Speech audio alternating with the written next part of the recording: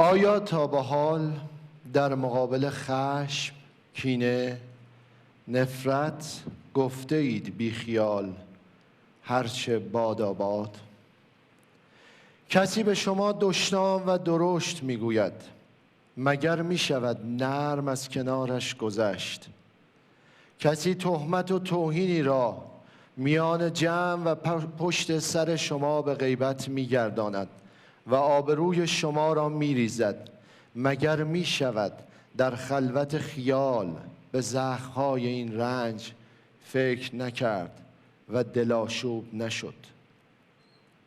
سرمایه‌ای به کناری گذاشته ای، شریکی به فریب افزایش آنچه که داری می آید و سرمایه تو را ملعبه خود می کند و می برد.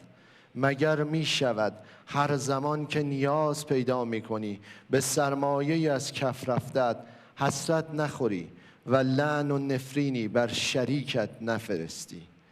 شکست در یک رابطه عاشقانه و تبدیل یادآوری خاطره معشوق و افکار تلخ تنفر، مگر می شود به دل شکست آدمی گفت بی دل شده بگذار و بگذر؟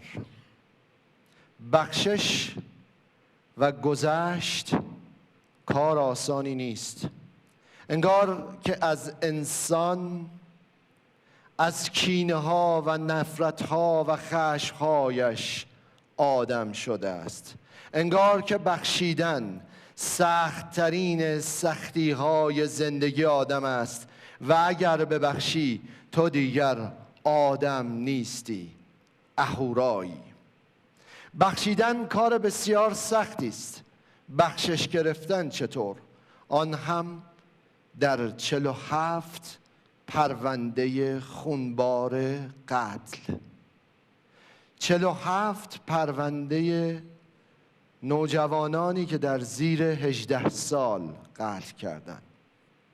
از سال 1365، از همان سالهای نخست فعالیت، با اعتقاد به ضرورت لغو مجازات مرگ برای جرائم کودکان زیر 18 سال به سراغ قانونگذاران رفتیم، اما وقتی نتوانستیم قانون را تغییر دهیم، ناگهان خود را برای برقراری صلح و آشتی و ممانعت از ریخته شدن خونی دیگر، خون یک نوجوان در میان دو خانواده، در میدان خشم و کینه و نفرت تنها یافتیم.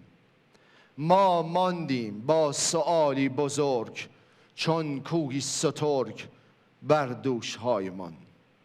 چگونه از پدری که پیکر پسرش این یگانه سرمایه عمرش را از میان مهلکه هولناک بیرون کشیده و آخرین نفسهایش را شمرده، بخواهیم از انتقام چشم بپوشد و به یک نوجوان فرصت دوباره برای بخشش و زندگی دهد؟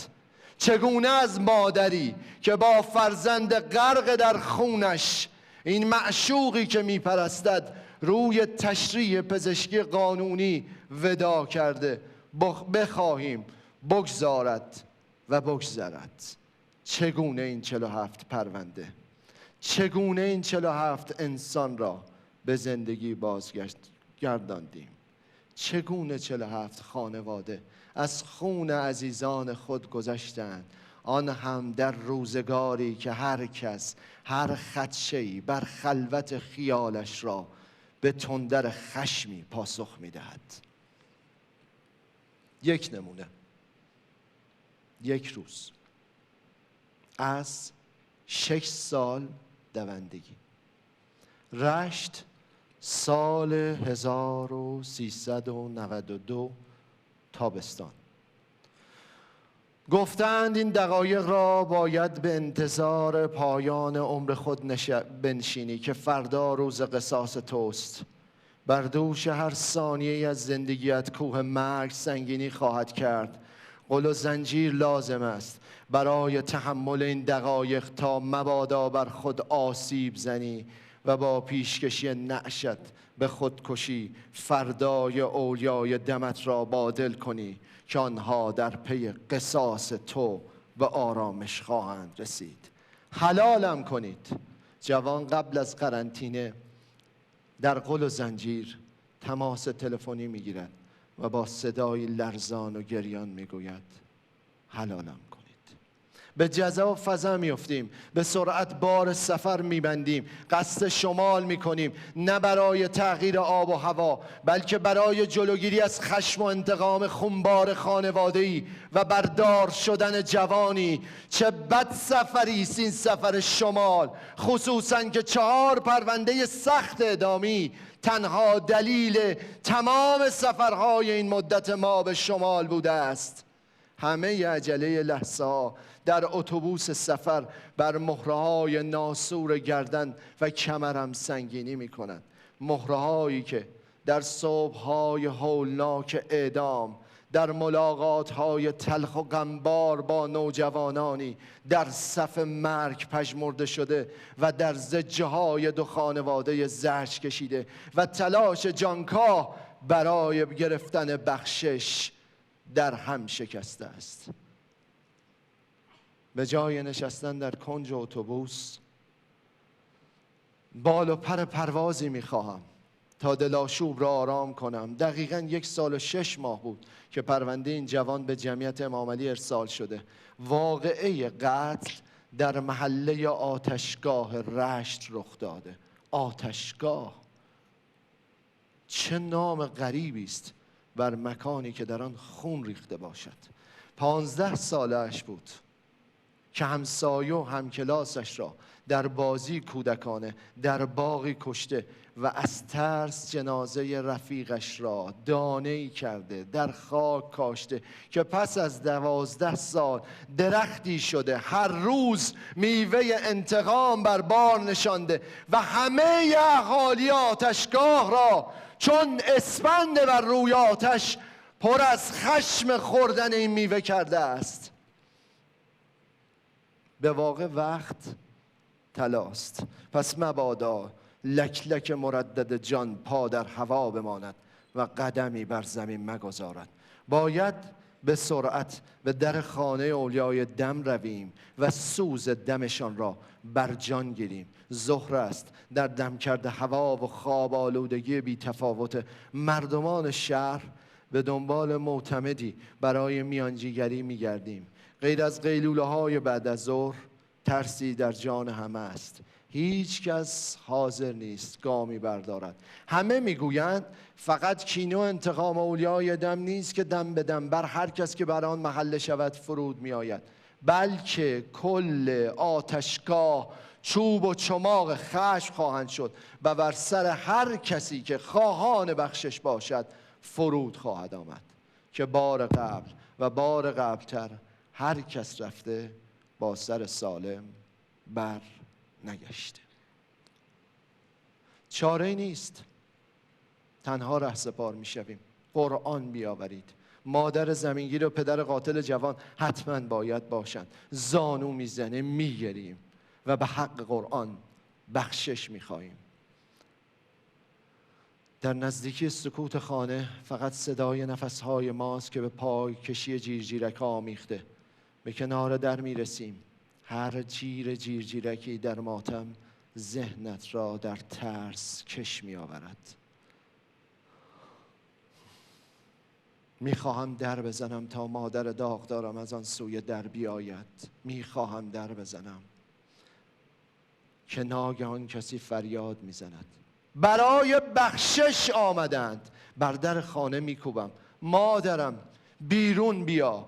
گفتند که از روز مرگ فرزندت گچهایی را که او از کنار تخت سیاه مدرسش به خانه آورده تا انتظار پای چوبه دار نگه داشته ای. گفتند یک سرگریسته ای. گفتند چندین بار قلب همسرت ایستاده و مات و بخت روزگار شده است. فریادها بیشتر می شود. بیایید، برای بخشش آمدند. ولوله و هلهله در کوچه می افتد. کوچه خالی پر از خشم مردمان می شود. مادرم بیرون بیا، مادرم بیرون بیا. هیچ مادری با کشتن فرزند مادر دیگر به آرامش نمیرسد و تو خوب این را میدانی. بگذار فردا روز بخشش باشد که این ملک خسته است از قصه قصاص پرقصه مادرانی که فرزند مادر دیگری را بردار می کنند. مادرم تو را به خدا برخیز، بیرون بیا. من خون فرزند تو را نریختم، تقاص چرا پس میدم که اینک کنار خانه تو هستم. بر من بزن، بر من بکوب که بد سفریست این زندگی در سایه شوم انتقام مادری از مادر دیگر.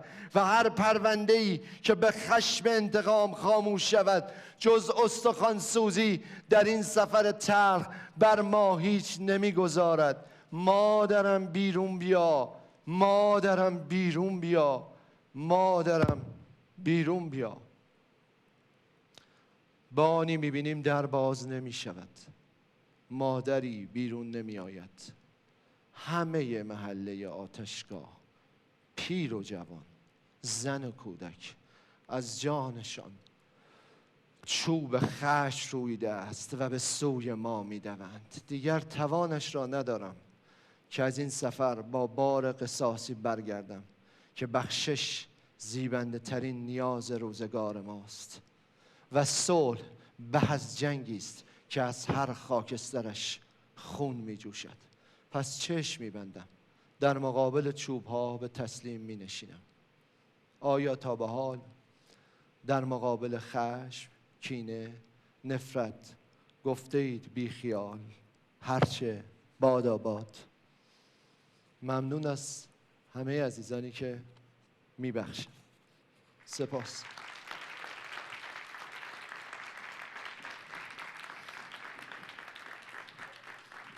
مرسی.